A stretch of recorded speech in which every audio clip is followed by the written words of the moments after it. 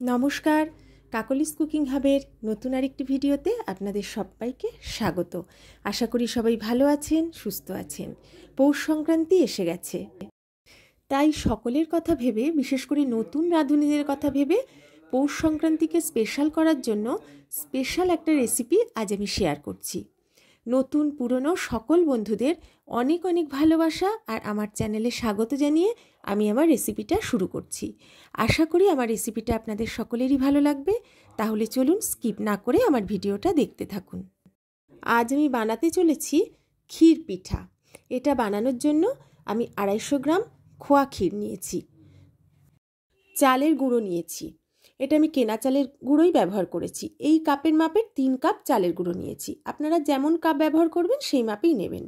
নিয়েছি 300 গ্রাম মতো পাটালি গুড়, এটা যতটা প্রয়োজন আমি ব্যবহার করব। আর এখন তো শীতকাল, ফলে পাটালি গুড় দিয়ে তো করতেই হবে, তবে চাইলে আপনারা চিনি দিয়েও করতে পারেন। নিয়েছি 1 টেবিল চামচ গুঁড়ো চিনি।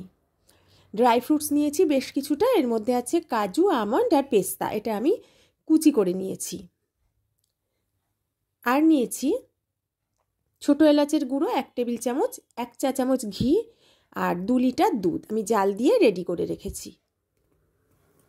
ড্রাই ফ্রুটসের মধ্যে আমি আর নিয়েছি কিশমিশ কিছুটা, আর 3 টেবিল চামচ মিল্ক পাউডার নিয়েছি। সেটাকে আমি ঈষদুষ্ণ জলে গুলে রেখেছি। জলটা খুব বেশি যেন গরম না হয়, তাহলে কিন্তু দলা পাকিয়ে যাবে।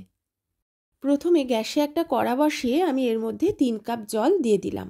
আমি যে কাপের মাপে চালের গুঁড়ো নিয়েছিলাম ঠিক সেই কাপের মাপেরই আমি জল নিলাম। এবার আমি এর মধ্যে 1 চামচ ঘি অ্যাড করে দিচ্ছি। এরপরে আমি এতে দিয়ে দিচ্ছি চালের গুঁড়ো। আর চালের গুঁড়োটা দেওয়ার আগে আমি 1 চা চামচ লবণ দিয়েছিলাম। আমি এটা দেখাতে ভুলে গেছি, লবণটা কিন্তু অবশ্যই দিতে হবে। এবার আমি চালের গুঁড়োর সাথে গরম জল একসাথে ভালো করে মিশিয়ে নিচ্ছি। গ্যাসের ফ্লেমটা আমি এখন একটু লোতে করে দিলাম। এবার আমি খুব ভালো করে চারিদিক থেকে চালের গুঁড়োটাকে নিয়ে ভালো করে আমি মিশিয়ে নিচ্ছি। একটা গোল জিনিস হলে আমার কাছে এই চালের গুঁড়ো আর জল মেশানোটা খুব সুবিধাজনক মনে হয়, তাই আমি সবসময় এভাবেই করে থাকি। এবার ওটাকে আমি নামিয়ে নিয়েছি, নিয়ে একটু খুন্তি দিয়ে ভালো করে নেড়েচেড়ে মিশিয়ে আমি ঢাকা দিয়ে 10 মিনিট রেখে দেব। এবার আমি গ্যাসে একটা কড়া বসিয়ে তার মধ্যে আমি পুরো দুধটা ঢেলে দিয়েছি। এই দুধটা প্রথমে হাই ফ্লেমে একটু ফুটিয়ে নেব, তারপর গ্যাসের ফ্লেমটা একদম লোতে করে দিয়ে বেশ অনেকক্ষণ ফোটাবো যাতে একটু কমে আসে। গ্যাসের ফ্লেমটা লোতে করে দিয়ে আমি দুধটা একটু নেড়েচেড়ে দিচ্ছি। এবার লো ফ্লেমে আমি দুধটাকে ফোটাবো, তাহলে অনেকটা কমেও আসবে। অন্য একটা ফ্রাইং প্যান গ্যাসে বসিয়ে তার মধ্যে আমি খোয়া ক্ষীরটা দিয়ে দিলাম। আমি খোয়া ক্ষীরটা অল্প কিছুক্ষণ একটু নেড়েচেড়ে নেব, তাহলে বেশ কিছুটা স্ম্যাশও হয়ে যাবে, বেশ মিশেও যাবে। আর আপনারা এটা দেওয়ার আগে আরও কিছুটা স্ম্যাশ করেও দিতে পারেন। আমি নেড়েচেড়ে নিচ্ছি। যারা নতুন বন্ধু আমার চ্যানেলে এসে প্রথম আমার ভিডিও দেখছেন, আমার ভিডিও দেখলে যদি ভালো লাগে তাহলে অবশ্যই আমার চ্যানেলটা সাবস্ক্রাইব করে আমার পাশে থাকবেন। আর পাশে থাকা বেল আইকন আর অল অপশানটা সিলেক্ট করে দেবেন, তাহলে আমার নতুন ভিডিও নোটিফিকেশান সহজেই আপনাদের কাছে পৌঁছে যাবে। আমি বেশ কিছুক্ষণ নেড়েচেড়ে নিয়ে অনেকটাই আমি স্ম্যাশ করে ফেলেছি, বেশ মিশে মিশে গেছে। স্প্যাচুলা দিয়ে এইভাবে চেপে চেপে আমি এটা করে নিয়েছি, আর বেশিক্ষণ এতে রাখার কোনো প্রয়োজন নেই। এবার আমি এটাকে নামিয়ে নেব। এবার আমি যে চালের গুঁড়োর মিশ্রণটা তৈরি করে রেখেছিলাম সেটাকে হাত দিয়ে খুব ভালো করে, যেভাবে আটা মাখি সেভাবে এটাকে মেখে নেব। মেখে একটা মণ্ড তৈরি করে নেব। যত ভালো মাখা হবে, যত বেশিক্ষণ সময় ধরে মাখা হবে, তত মিশ্রণটা মসৃণ হয়ে যাবে, আর পিঠেটা কিন্তু তত ভালো হবে আর নরমও হবে। এবার আমি খোয়া ক্ষীরটাকে রেডি করে নেব। এটাকে প্রথমে হাত দিয়ে ভালো করে ঘষে ঘষে মেখে নিচ্ছি। খুব সুন্দরভাবে মেখে নিতে হবে যাতে মাখাটা মসৃণ হয়ে যায় আর বেশ খানিকটা নরমও হয়ে আসে। এবার আমি এর মধ্যে যে ড্রাই ফ্রুটস কুচি করে রেখেছিলাম তার অর্ধেকটা যোগ করে দিলাম। এটাও একটু মেখে নিলাম। তারপরে আমি এতে অ্যাড করে দিচ্ছি গুঁড়ো চিনি। গুঁড়ো চিনি পুরোটাই দিয়ে দিলাম। এটাও ভালো করে এর সাথে মিশিয়ে নিলাম।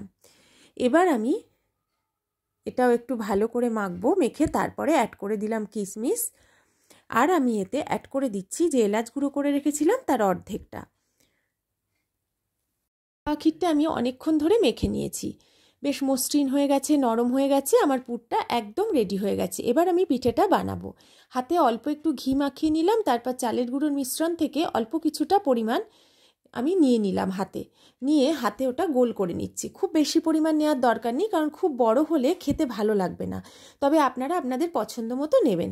এবার আমি মাঝখানটা আঙুল দিয়ে চেপে চেপে তারপর হাত দিয়ে ঘুরিয়ে ঘুরিয়ে বাটি শেপের আকারে করে নিচ্ছি।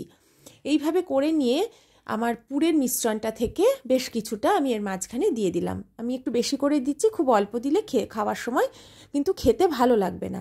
এবার আমি মুখটা ভালো করে প্রথমে চেপে চেপে বন্ধ করে দিচ্ছি। খুব ভালো করে কিন্তু এটা করতে হবে, চারপাশটা যেন কোনো ফাঁক না থাকে বা ফেটে না যায়। আমিও খুব ভালো করে এটা মিশিয়ে দিলাম, দিয়ে হাতে গোল করে নিচ্ছি। গোল করার সময় বেশি চাপ দিলে হবে না, বেশি চাপলে পুরটা বেরিয়ে যেতে পারে, তাই হালকা হাতে করতে হবে। একটা পিঠে আমার হয়ে গেছে, এবার আমি আরেকটা পিঠেও করে দেখাচ্ছি। একইভাবে মাঝখানটা আঙুল দিয়ে চেপে চেপে ঘুরিয়ে ঘুরিয়ে বাটি শেপের আকারে করে নিচ্ছি। নিয়ে এর মাঝখানে আমি পুরটা ভরে দেব। আর আমি ঘিটা কিন্তু হাতে একবারই লাগিয়েছি, আর বেশি লাগানোর দরকার নেই, কারণ আমার ওই চালের গুঁড়োর মিশ্রণটা বেশ আঠালো হয়েছে, তাই হাতে লাগছেও না। যদি আপনাদের হাতে লেগে যায় তাহলে আরেকটু করে ঘি আপনারা মাঝে মাঝে লাগিয়ে নেবেন। এবার আমি পুরটা ভরে দিয়েছি, দিয়ে মুখটা দেখুন সুন্দর করে চেপে চেপে প্রথমে এক জায়গায় করে নিলাম, নিয়ে চেপে চেপে আটকে দিচ্ছি। মুখটাও ভালো করে আটকে দিচ্ছি, চারিদিক এইভাবে কিন্তু ঠিকঠাক করে আটকে দিতে হবে, আর কোথাও যেন ফেটে না যায় এটা লক্ষ্য রাখতে হবে। আবারও বললাম, এবার হাতে ঘুরিয়ে আমার আরেকটা পিঠেও রেডি করে ফেলেছি। দেখুন বেশ সুন্দর করে গোল করে আমি পিঠেগুলো সবগুলো বানিয়ে নিয়েছি। এইভাবেই কিন্তু পিঠেগুলো আমরা বানাই। এবার আমি পরের স্টেপে যাব এবং দেখাবো এবার আমি ঠিক কি করব। দুধটা আমার ফুটে একদম রেডি হয়ে গেছে। লো ফ্লেমে অনেকক্ষণ ধরে আমি দুধটা ফুটিয়ে নিয়েছি। দুধটা লো ফ্লেমে যেহেতু ফুটিয়েছি তাই বেশ ভালো সর পড়ছিল। সেই সর আর গায়ে যে সর জমছিল সেগুলো সব আমি নিয়ে দুধের মধ্যে মিশিয়ে দিয়েছি। এইভাবে বারবার করলে দুধটা বেশ ঘনও হয়ে যায় আর একটা ক্ষীর ভাব চলে আসে।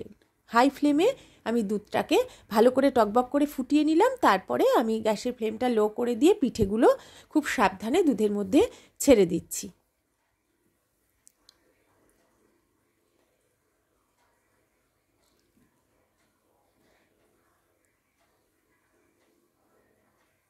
সব পিঠেগুলো আমি দুধে দিয়ে দিয়েছি। এবার খুব হালকা হাতে আমি নেড়ে দিলাম, খুব বেশি নাড়বো না, কিছুক্ষণ প্রায় 10 মিনিট মতো আমি এটাকে ফোটাবো। 10 মিনিট পর বেশ টকবক করে ফুটছে, বেশ অনেকক্ষণই আমি ফোটালাম। আর বেশি ফোটানোর দরকার নেই, একটু নেড়ে চেড়ে দিয়েছি তলায় যাতে লেগে না যায়। 10 মিনিট মতো ফুটিয়ে নেওয়ার পরে গ্যাসের ফ্লেমটা লো করে দিয়ে আমি গুড়টা এর মধ্যে অ্যাড করে দিলাম। খুব বেশি গুড় আমি অ্যাড করিনি, কারণ আমরা মিষ্টিটা কম খাই। যে যেমন পরিমাণ মিষ্টি খেতে পছন্দ করেন সেই মতো স্বাদ বুঝে আপনারা গুড়টা অ্যাড করবেন।